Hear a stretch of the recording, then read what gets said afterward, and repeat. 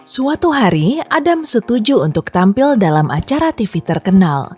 Dia harus menjawab tebak-tebakan menggunakan logika dan memecahkan teka-teki detektif untuk mendapatkan uang 15 miliar rupiah. Andai saja saat itu dia tahu kemana keputusannya ini akan membawanya. Saat Adam tiba di lokasi acara, seorang staf memasangkan penutup mata. Setelah itu, dia dibawa ke suatu tempat dan ditinggal sendirian. Setelah menunggu beberapa menit dalam diam, Adam melepas penutup matanya. Dia berada di dalam ruangan kosong yang cukup besar.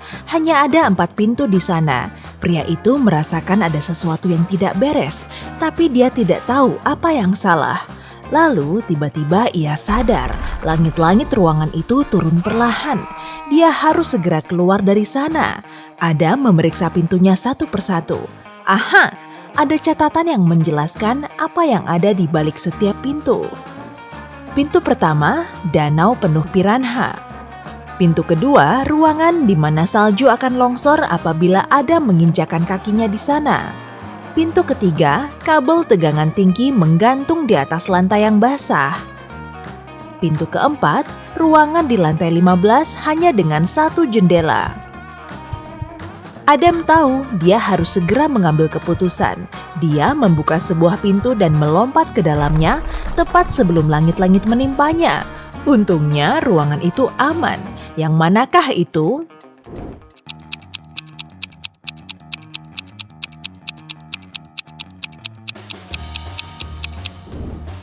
Adam memilih ruangan nomor 3. Kabelnya kan tidak menyentuh lantai dan ada sedikit jarak antara kabel dan lantai.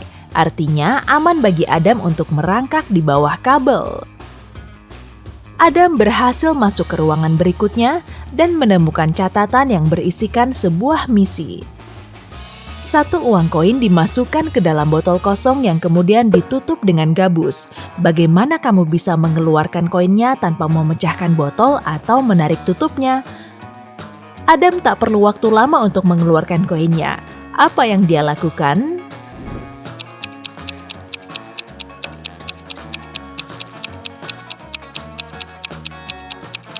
Adam mendorong tutupnya ke dalam dan menggerak-gerakkan botol agar koinnya keluar. Tugas Adam berikutnya adalah menebak identitas seorang penjahat. Seorang wanita lansia berjalan di taman saat ada orang menjamret tasnya dan kabur. Wanita itu mengatakan kepada polisi kalau penjamretnya memakai mantel, topi, dan kacamata. Orang itu juga berkumis. Polisi tersebut berlari ke arah yang ditunjuk wanita tadi. Tak jauh dari sana, mereka menemukan topi, mantel, dan kacamata tergeletak begitu saja. Mereka menduga penjahatnya bersembunyi di dalam kafe yang tak jauh dari situ.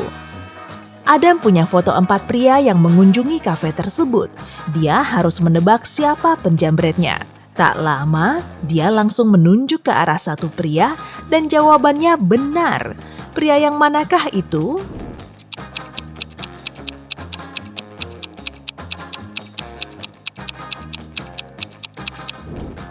Tak mungkin penjahatnya adalah pria yang memakai topi atau mantel.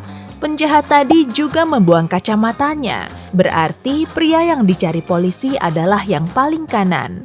Ada luka kecil di atas bibirnya. Mungkin akibat buru-buru melepaskan kumis palsunya. Teka-teki pun terpecahkan dan Adam dapat meneruskan perjalanannya. Tak lama dia menyadari kalau dia harus menjadi detektif lagi. Seorang seniman terkenal hampir menyelesaikan lukisan terbarunya, tapi dia harus pergi ke Prancis. Ada urusan penting di Paris selama 1 minggu. Saat kembali, dia menemukan kalau lukisannya rusak. Ada yang menumpahkan cat warna hitam di atasnya, dan kejadiannya belum lama karena catnya masih basah. Seniman tersebut sangat marah. Dia memanggil tukang bersih-bersih, tukang kebun, dan tukang reparasi, lalu menginterogasi mereka. Dia berkata, "Ada seseorang yang merusak lukisanku saat aku pergi. Apa kalian tahu tentang ini?" "Saya tak pernah memasuki studio Bapak tanpa izin," kata si tukang bersih-bersih. Si tukang reparasi menambahkan, "Kami tidak memakai cat hitam untuk perbaikan apapun di dalam rumah ini. Saya tidak tahu siapa yang melakukannya." Si tukang kebun marah. Saya sudah bekerja dengan Bapak selama 15 tahun. Apa Bapak pikir saya tega melakukannya? Ketiganya terdengar jujur. Kalau begitu, siapa yang merusak lukisannya?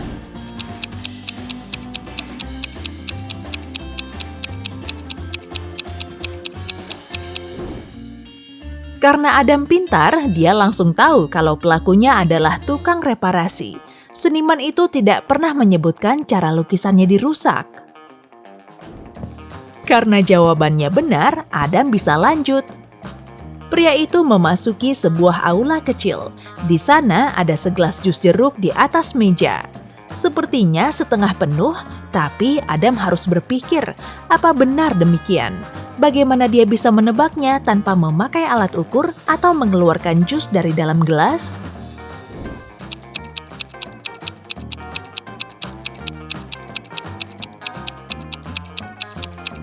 Adam memiringkan gelas itu sampai jusnya menyentuh ujung gelas. Bagian dasar gelas tidak terlihat, jadi pria itu menyimpulkan kalau isi gelasnya lebih dari setengah penuh. Kalau bagian dasarnya terlihat, artinya isi gelas itu kurang dari setengah. Teka-teki berikutnya yang harus dipecahkan adalah sebagai berikut. Seorang pria memikirkan betapa cepat waktu berlalu. Sehari sebelum kemarin umurku 34 dan tahun depan umurku 37. Pria itu tidak salah berhitung. Apa kamu bisa menebak tanggal berapa hari ulang tahunnya? Adam menghabiskan waktu selama 20 menit untuk memecahkan teka-teki ini. Dan dia berhasil. Kamu tahu jawabannya?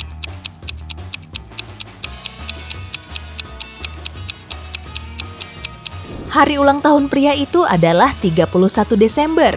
Dia memikirkan hal ini pada tanggal 1 Januari. Sehari sebelum ulang tahunnya, umurnya masih 34.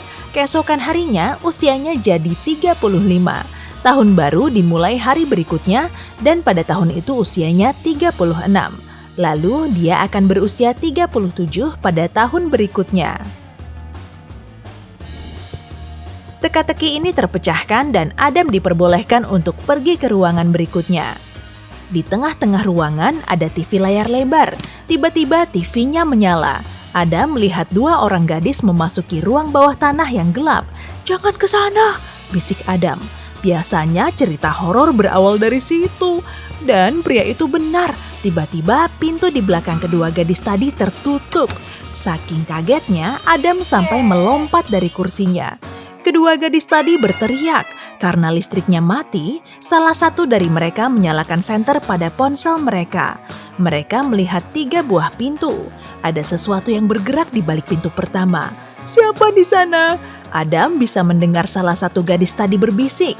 Suaranya gemetar. Rupanya di balik pintu yang pertama terdapat, aduh gawat, beberapa zombie yang lapar. Ada api berkobar di balik pintu yang kedua. Dan jika gadis itu membuka pintu yang ketiga, mereka akan melihat kabel listrik yang terpotong. Lalu ada suara yang berkata pada Adam, "Kamu harus memberitahu mereka pintu mana yang harus mereka pilih. Kalau kamu salah pilih, mereka tidak akan selamat." Pikirkan baik-baik. Untungnya Adam cukup pintar untuk membantu keduanya. Pintu mana yang Adam pilih?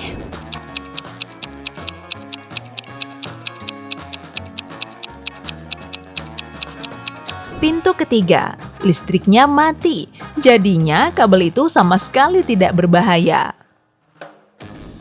Butuh logika untuk memecahkan teka-teki berikutnya. Seorang penyihir memaksa tawanannya untuk memilih satu di antara 2 pintu. Di balik salah satu pintu tersebut ada naga yang jahat. Sedangkan di balik pintu yang satunya ada peti berisi emas. Pilih pintu yang benar, maka kamu akan menjadi orang kaya dan diizinkan keluar dari istana ini. Tapi kalau kamu salah pilih, ya kemungkinan besar kamu tidak akan selamat. Ada 2 tanda di pintu tersebut. Satu pintu selalu berbohong, sementara pintu lainnya selalu jujur. Di pintu pertama tertulis, harta karunnya ada di sini, sang naga ada di ruangan sebelah. Di pintu kedua tertulis, harta karun dan naga tidak ada di dalam ruangan yang sama. Di manakah emasnya?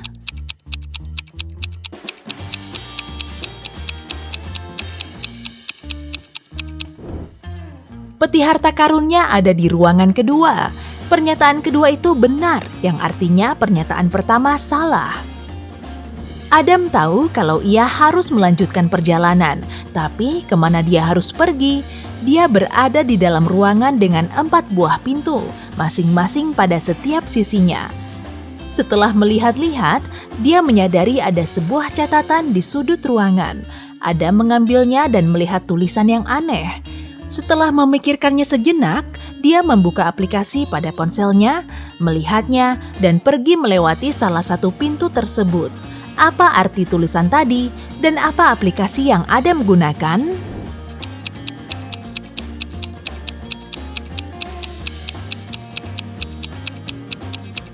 Adam memutar catatan tersebut. Sekarang tulisannya jadi selatan. Lalu pria itu menggunakan aplikasi kompas di ponselnya untuk mencari tahu pintu mana yang mengarah ke selatan. Sekarang Adam menghadapi tantangan yang terakhir. Ini adalah kasus detektif lainnya. Ruth sedang pindahan. Saat dia sedang sibuk dengan barang-barangnya, ada orang yang mengambil laptopnya. Wanita itu pergi ke rumah tetangganya. Mungkin saja salah satu dari mereka melihat sesuatu. Eric berkata kalau dia di rumah seharian karena demam tinggi. Emma bilang dia malah tidak tahu kalau ada tetangga baru yang pindahan. Dan Jonathan menjelaskan kalau dia baru saja sampai dari kantor. Siapa yang mengambil laptop milik Ruth?